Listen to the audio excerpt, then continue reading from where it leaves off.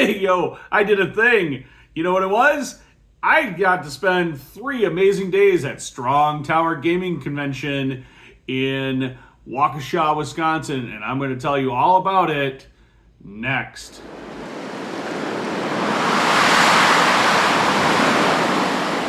Welcome to WiscoDice. Hey, yo, folks, I am your host, Conesy with the most, and I'm joined by... Oh, I guess I'm here by myself. That's all right, I'm joined by you. And anyways, I'm here to talk a little bit about my amazing weekend I just had at Strong Tower Gaming Convention in Waukesha, Wisconsin. All of the games I ran, I put in pretty close to 20 plus hours of organized games that I ran for people at my tables. It was so much fun. So many wonderful people I got to meet, interact with, some great deals in the consignment area. And the best part is that it's a small convention with just over 400 attendees this year. So they definitely did grow from last year, and it was a brand new venue for them. So of course, I'm sure nerves were there. And they had RPGs. So we'll talk about all of that in just a moment. Before we get into the main topic, I want to make sure that if we haven't already said, and I don't think we have, that you smash that like button and don't forget to subscribe. Do it now. People at the convention heard me say that all the time. But, if you don't do it right now, when are you? So just do it. Slide down there and do it now. And of course, if you were at Strong Tower Convention or you love small conventions, let us know in the comments below what your favorite small convention is or what your experiences were at Strong Tower. We'd love to hear all about them. One of the things I do at many gaming conventions is I take the time to run a pretty inordinate or a large number of hours of games, typically somewhere in the 18 to 20 plus hours. And that takes a commitment, right? And I'm the kind of person that loves that type of interaction, that being able to show my passion and love for games by showing others all of these new games or sometimes old games and getting to have that experience. So at Strong Tower, I actually ran several games, and I'm going to talk a little bit about each game that I ran as a game itself and why I chose it a little bit, as well as some of the tips that maybe, kind of worked out real well with helping teach a game or explain a game at a convention setting. Some of these techniques also translate into maybe your home board gaming experience as well, but I think we'll talk a little bit more about teaching on a future episode. For a convention game like this, some of the games that I chose, and I do love supporting local publishers for their products, so part of the games that I chose were definitely orientated around companies like Thunderworks Games, Paverson Games, Sophisticated Cerberus Games, because those are all publishers we've had interviews with on the show, that we've had interactions with, and the bestest part is that they're all fairly local to Wisconsin or the Minneapolis, Minnesota area. So from Thunderworks, I actually chose 2 titles, Dawn of Ulos as well as Stone Spine Architects. Both are newer titles in their library, which means lots of people at conventions like going to play new games that they've never played before and that they may be interested in purchasing or checking out because they've heard some good things about. Picking these 2 newer titles versus some of the older titles like Cartographers or Role Player definitely draws more interest. And of course, we sold out all of those events. I ran Stone Spine, I ran Dawn of Ulos twice. I played Stone Spine once. All of the events were sold out. All of the tickets were sold out. Everybody had a great time at those events. For all of these games, when it came to showing people how to play and getting into the teaching and experience for these games in particular, I wanted to make sure that I laid out the groundwork for how a round works and how to win. But then I didn't cover all of the end game scoring conditions or all of the extra complexity until after we played in Dawn of Ulos, actually 2 rounds around the table, going around with the players, just going through the actions and the mechanics of what a round is, so that everybody had a good solid understanding of how the game worked before we jumped in and threw another thing at them. Like, hey, you need to remember this because in like an hour and a half from now, you're going to have to know about scoring. So, most of the time, people have totally forgotten and are asking after the first couple of rounds, and they get the game now. How do I win? How do I score now? So I usually let that kind of reserve that in a 2-hour slot game or a 3-hour slot game. I want to, after I've done the teach or the condense the teach as much as possible so that the people can get into playing the game and then revisit anything that's critical from a scoring or how to win perspective. After everybody's had a turn or two and they see and understand the mechanics. With Stone Spine, it was very similar, but unfortunately I had somebody that had like a family medical emergency or something, so they weren't able to make the table. So I ended up, because I had it all set up for 5 and I was expecting a sold out table, I had to quickly interject and put myself into a position to play. And in that case, we did go over a little more detail how to win and how to score. But when I'm playing in a game like that I'm running that I wasn't expected to because there was a ticket sold or I didn't advertise it as I was playing in it, I really try hard to make sure that I'm watching at what everybody else is doing each round and providing key advice and not worried necessarily if I'm making the best decisions for myself. Of course, a game like Stone Spine Architects is a perfect game for that kind of setup because it teaches very quickly. Everybody seems to get the game really quickly, and we were able to be off and going fairly quickly. So it wasn't like I was bogged down with having an over explanation for rules. If I was playing, say, a more crunchy game where it didn't really matter if it was 3 or 4 players, like I've had to do this before at other conventions where I've ran games like Dinogenics or some of the other maybe Euro games where Ultimate Railroads it comes to mind, where there are mechanics that are, the game is just, there's a lot going on in the game, and it feels better to have a neutral arbitrator there than an active player. And it doesn't make a difference in the game experience if it goes from 3 to 4 players or 4 to 5 players. Then those games I typically will sit out. Now, those were the titles I ran from Thunderworks games. Now, another game that I'm having massive success at running at conventions and sells out nonstop and people seem to really enjoy is a game called Distilled from a publisher, Dave Paverson Games, and our friends Dave Beck that owns that company, and he's been on the show a couple of times as well. Now, Distilled is one of those big, huge games that is blown up in the board game industry and seems to find its way into the hotness, the top 10 or 20 hotness on Board Game Geek pretty consistently. You got a Dice Tower Award, so it's a game everybody's still talking about, and there are a lot of people out there that haven't played it. Or if they have played it, because I'm advertising it now as with expansions, they haven't played it with the expansions. So I made a point. Distilled is a game that takes a lot of setup, so I made a point to run it back to back in 3-hour blocks. And that way I could just reset the game relatively quickly. And my first table of players were all new to the game except for one player. Now, it didn't take them after the first round. They pretty much all had it and they got it. But I was still there making sure every step of the way, okay, here we're doing start of the round abilities. Okay, now we're into the market phase. Okay, now we're into the distill phase.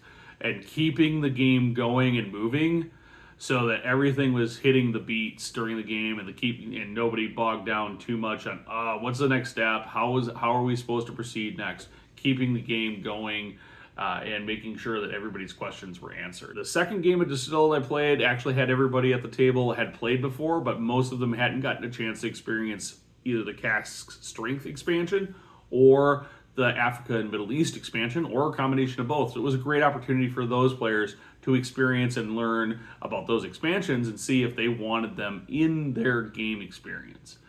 As it turns out, because I had a table full of players who had all played before, the game moved very quickly and we were able to finish up almost a good 40 minutes before the session should have been done.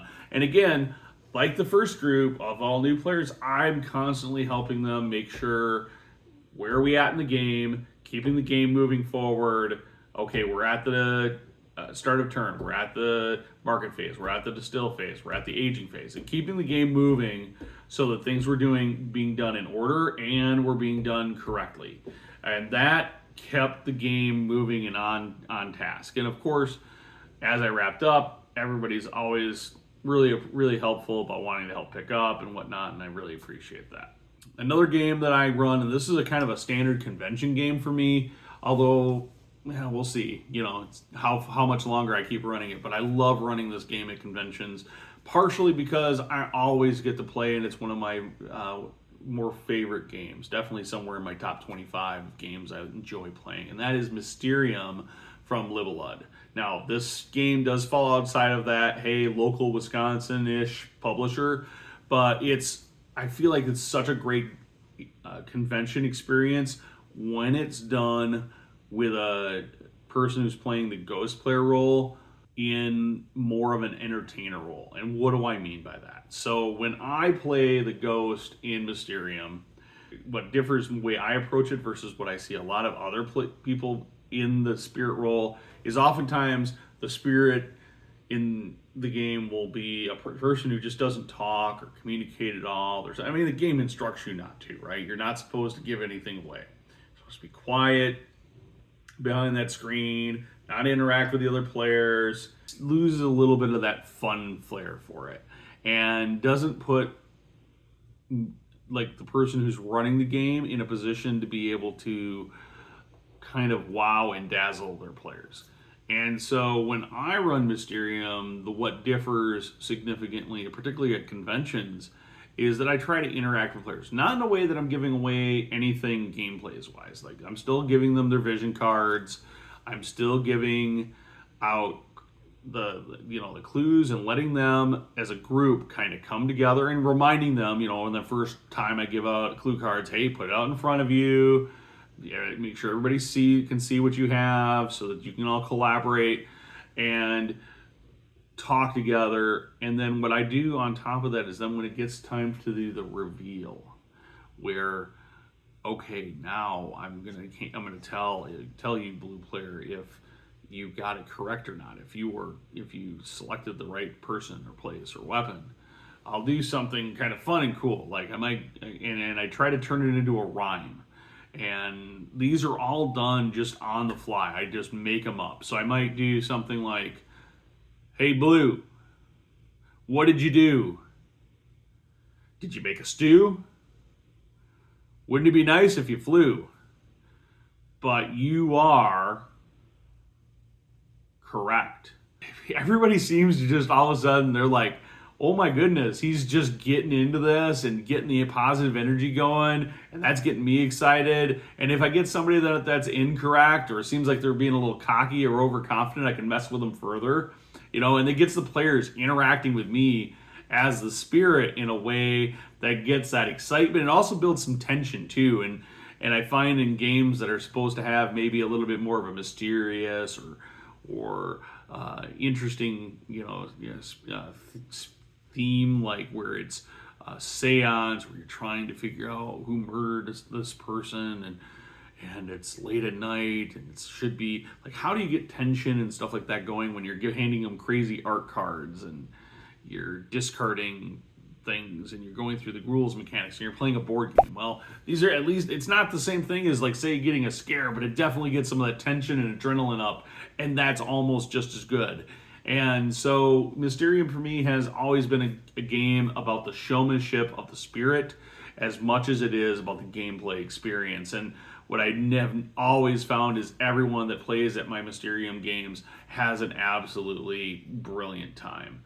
The only thing I've noticed recently with my Mysterium games is it's getting harder and harder to sell out at conventions. So we'll see if it stays in the rotation long term or if it's something I just pull out for larger cons. Now, another game that I ran, and this is the first time I've ran it at a convention, and that is a game from our friends at Sophisticated Cerberus Games. Thank you, Matt, Jeremy, and Ethan for doing all the interviews with us and talking with us about this game and getting us excited about it as you went into Kickstarter, and that is The Stifling Dark.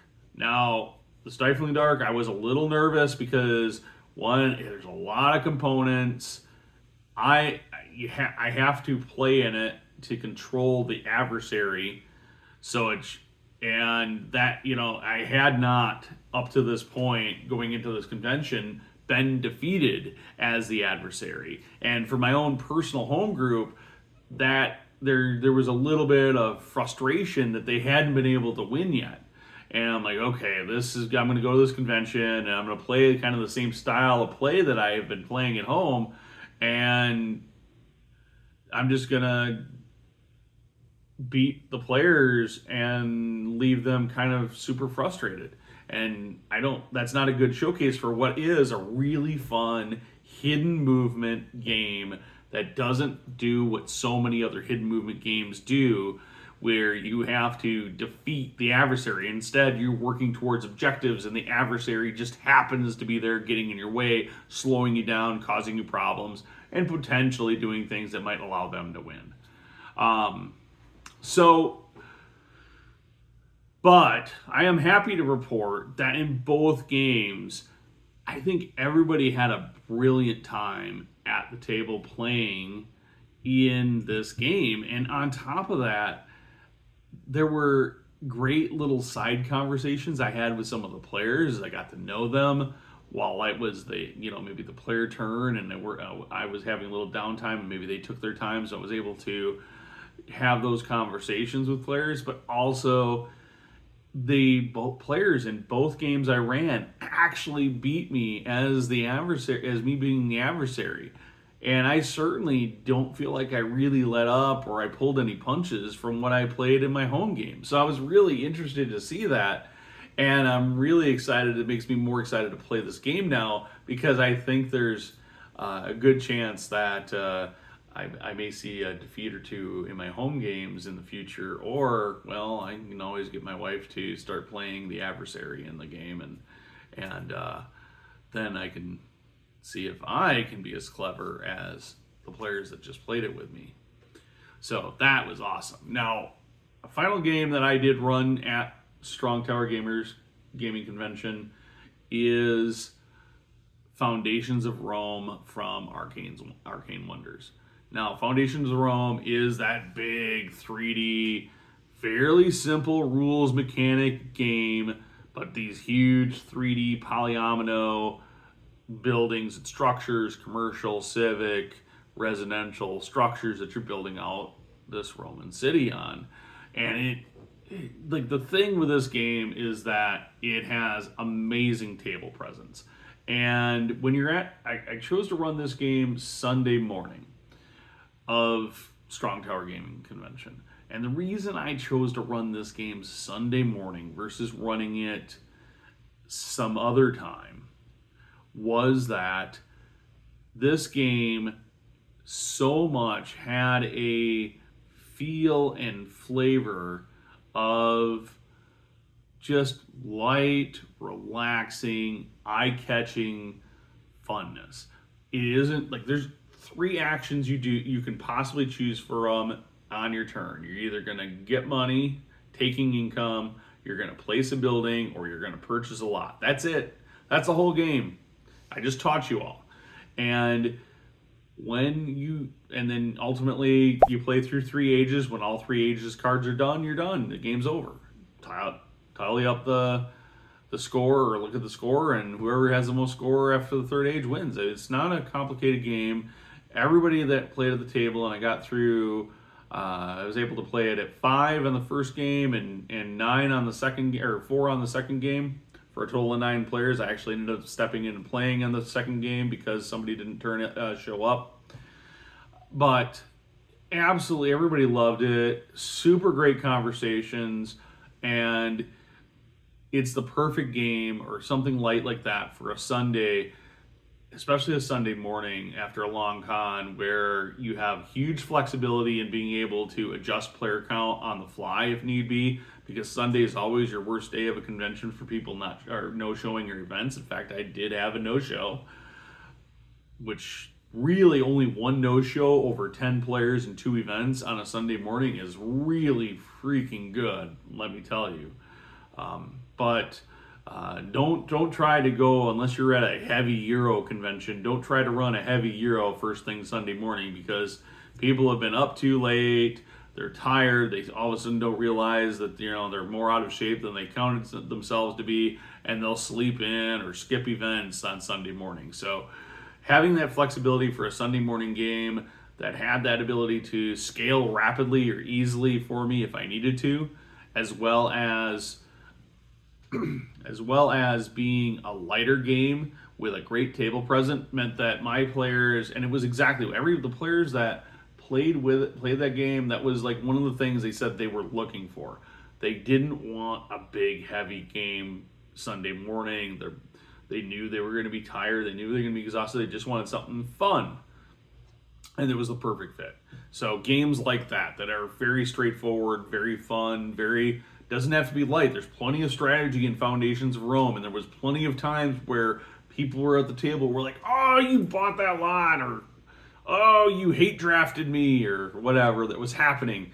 And let me tell you, the person that hate drafted the most did not win in their game. So that was kind of interesting to see.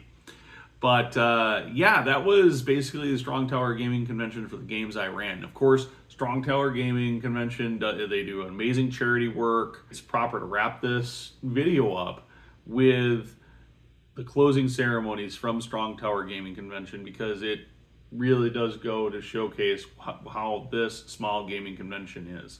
Now, if you're in the Midwest like me, before I wrap up my portion, I do want to point out there are a large number of, particularly in Wisconsin, Illinois, Minnesota, there are a large number of amazing, and I mean amazing, smaller conventions just like this that you can go attend. And chances are, wherever you are at, there are amazing small conventions. So I strongly recommend, if you're like on the fence about going to a gaming convention, or you're like, oh, hey, I heard about Gen Con, so amazing, or this or that, check out a small gaming convention and go to a small gaming convention like Strong Tower as your first convention. You're going to have an amazing time. Sign up for tickets, sign up for events, play games.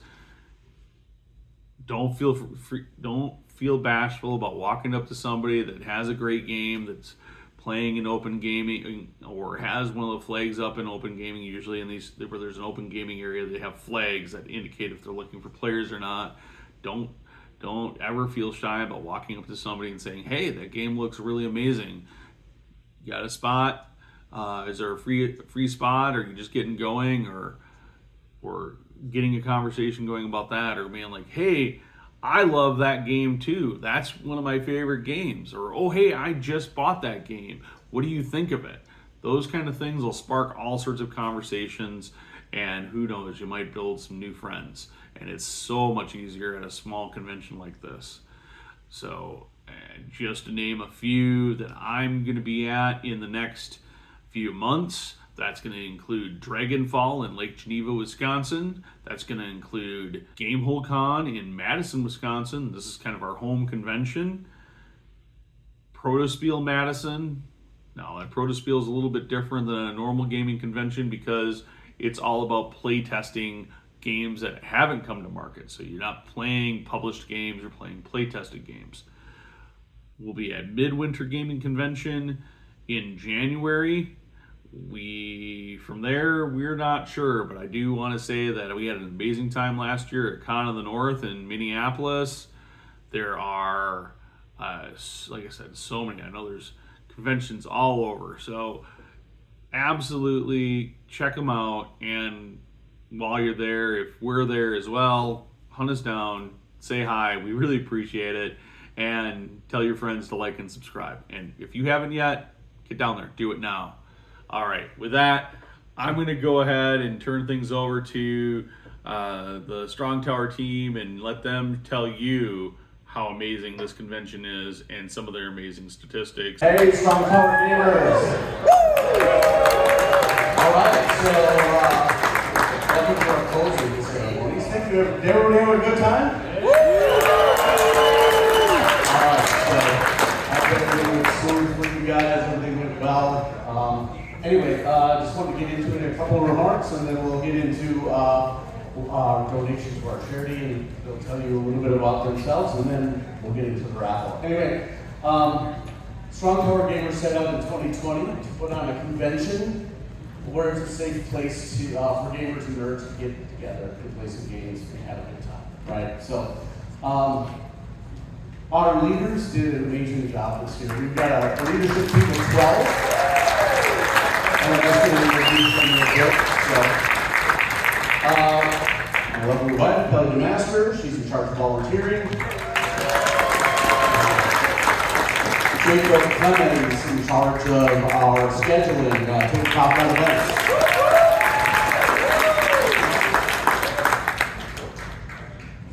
Kevin Hicks, social media and signage and many other things. Steve Cohen, he's our webmaster, newsletter guy. Everybody else does a whole bunch of other stuff, but that's her primary thing. So, Aaron Cohen, charity coordinator. Chad Kirshner, he's in charge of consignment and merchandise. The reason we never see him during the con is he's stuck in the consignment room the whole time. John Rose, play to win, and our mass trade coordinator.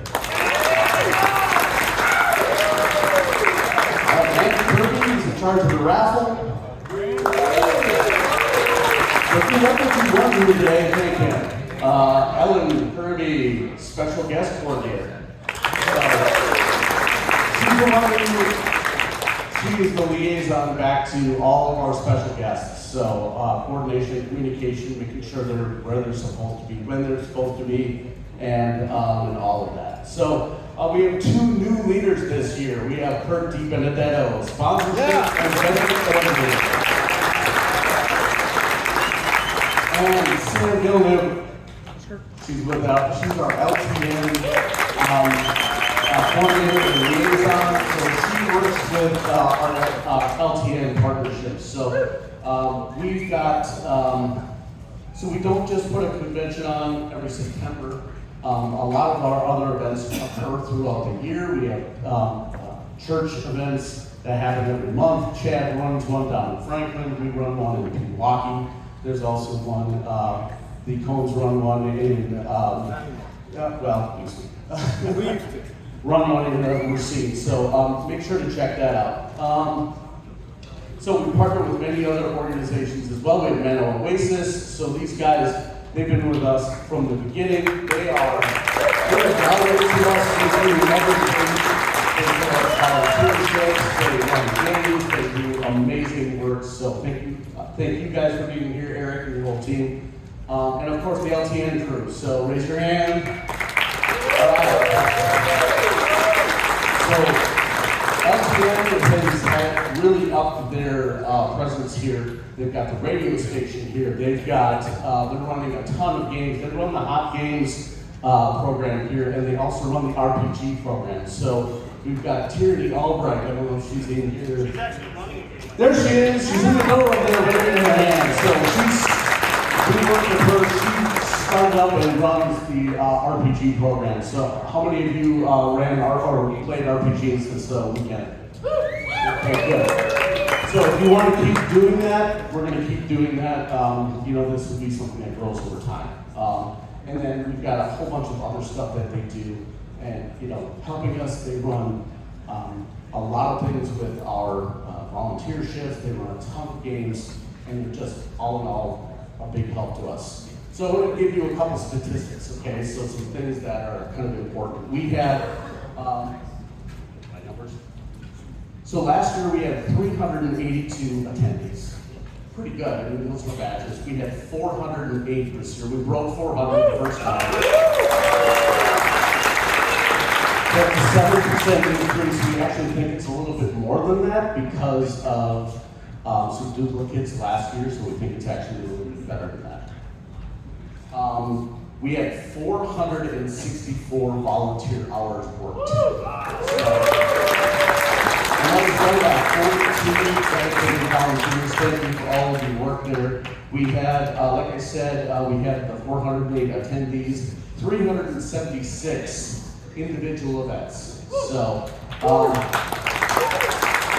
and that was run by 96 GMs. So, and if you're a GM, raise your hand. All right. If you're a GM and you got up to the new GM lounge, keep your hand raised. Yeah. If you're a GM and you went to the GM Lounge and you liked the GM Lounge, keep your hand up. All right, so good. I'm glad you guys liked it. Total game hours played, 825 hours worth of games. Out of that, they had 1,245 individual game seats run. So there were seats that were ran for 1,245 people. Chad, total lots in the consignment? Over 1,000. So over 1,000 lots. And we're going to get to our, we're going to get to some of the numbers with that in a little bit. But I wanted to talk about also our sponsorship. So Kurt worked with a lot of our sponsors. This year we have our gold sponsors, Andrew Lowen and Lowen Games. How many of you did the boss raid last night? All right, good guys won. Odd little game haven. You guys knock it out. So this is their first year and they're crushing it down in Waukesha. So if you're in that area, even if you're not in that area, please go and check these guys out. They're doing a great job. And we just love that they're here with us. Beyond the board, so I don't know if they're here today. There's probably running the shop. They're a great board game shop over in Brookfield. Go check them out. And Michael Young, there he is. He's one of our sponsors. He's donated to our cause, of course. Bill Russell. There's Bill. All right, Bill. He's our local real estate agent. Go check him out. He's donated every year to our cause. And Lake Country Remodeling. Where is Brian? There he is. So Brian every year just gives us a bunch of money and says, go buy stuff for Graph. Well, we're like, yeah, okay, we'll do that. Okay, and a bunch of thanks for people, groups, and companies. The Marriott Milwaukee West. So you got that thing in. You make it better than last year and the year before. Okay. I mean, the hotel rooms are less expensive. It's right off the freeway. It's pretty great. We like it here. Of course, our many volunteers. We've got all the volunteers that we're working with. Our partner organizations, Love by Nerd, Man Oasis, Mage. If you're with Mage, get up, stand up, raise your hands. All right. So Mage is a local group in the Madison area, and they run board games for us. I think Mike Maturski has run 28 hours worth of games this year. Apparently he doesn't sleep while he's here, he just runs games. So they ran a ton of games this year. And then of course, Midwinter Gaming Convention, so Anne's back there. She's been kind of a consultant with us since we started, kind of like, here's what's good that works well, and here's what really doesn't work well. And I did want to say something that sometimes doesn't get mentioned, but it's the families of our leaders, because this takes a lot of work. Okay, we get pulled away from our families, we're doing work, you know, we're up till, I don't know how late at night, working on spreadsheets, or working in different things online, pulling things together. It's a lot of hours. The first one we put together took 2,000 hours to put on. And it takes a lot to put this on. So it's our families for allowing us to do this.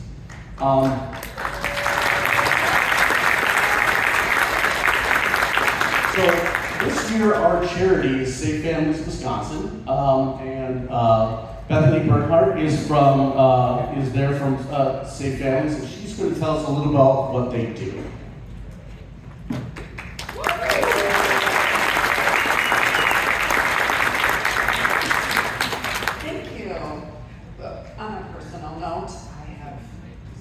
I can really play Dutch Blitz, so this is all very new to me. I think it's beautiful, and I wish that a family member of mine had a community like this. I think the trajectory of his life might look a little different today had he had that. So, Safe Families for Children is a movement fueled by radical hospitality, intentional compassion to support families facing social isolation. Safe Families connects parents to a network of support through family-like relationships and vetted volunteers.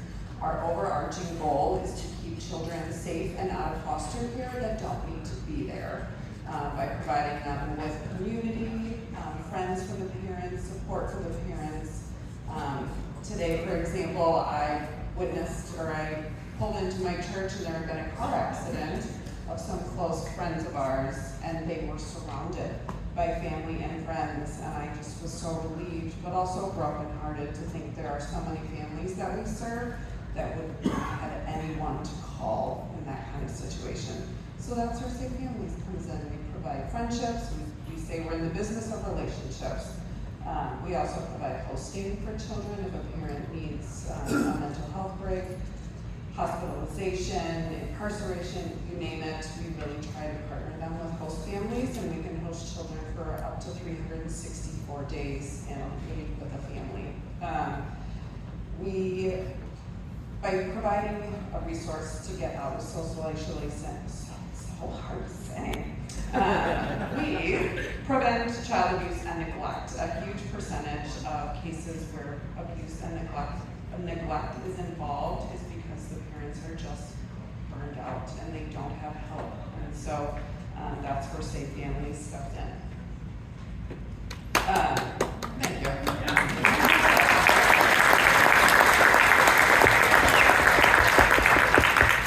So some of the opportunities that you would be able to volunteer, because not everybody has the capability to take children into their homes and care for them. That is one of our big ones. And in 2023, we provided 71 nights of hosting care. So far in 2024, we've done 370. So we're working very, very hard to expand. So we need volunteers, really. One of the other opportunities is more of a coaching and a mentoring role with Safe Families, where you can set goals with mom or dad, you can work with them and kind of move them forward instead of just handing them brochures and saying, here, call them.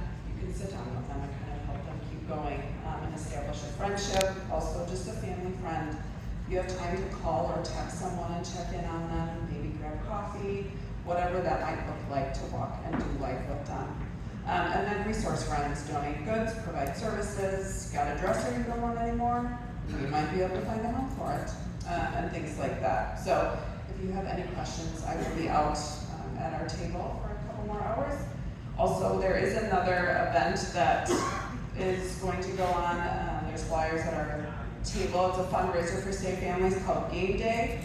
It's October 26th at Crossway Church in Bristol, Wisconsin, near Kenosha. So, raffles, all the things. So, if you want more information, come find me. So we do have one other thing that's tied to Safe Families, and they've got their own little door prize drawing, which we actually already did. Stephen will bring that up, and so we've got 4 things that we're doing. So Sushi Go is going to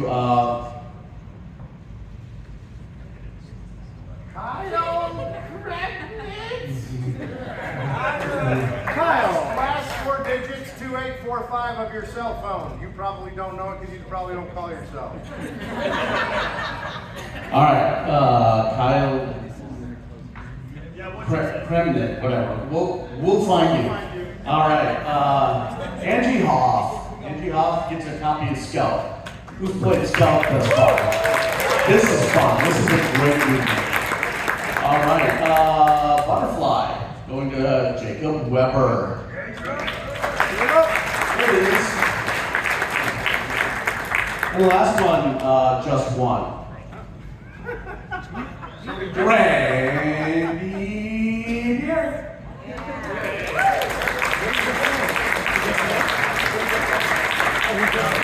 All right. So, we're going to get to this point. This is, we're not all about giving money to charity, but that's a big part of what we do. So we take a portion of our proceeds from a number of different things that we pull in, consignment, raffle tickets, and such. And we gave $5,000 last year to our charity. we were able to up that by 20% this year, and we're giving $6,000 to St. Conesy. There was 400 of you here, and we were able to generate $6,000 worth of donations, and let us have enough to keep going and seed the convention for next year. So, thank you very much, and the check's in the mail. Hey there, it's Conesy. Thank you so much for watching. We put out videos weekly here at WiscoDice. Check out our channel for more great videos, and don't forget to subscribe. We also have more great content on our website at WiscoDice.com. Of course, we do this all for you, the viewers, so please like the video if you enjoyed it, and thanks for watching.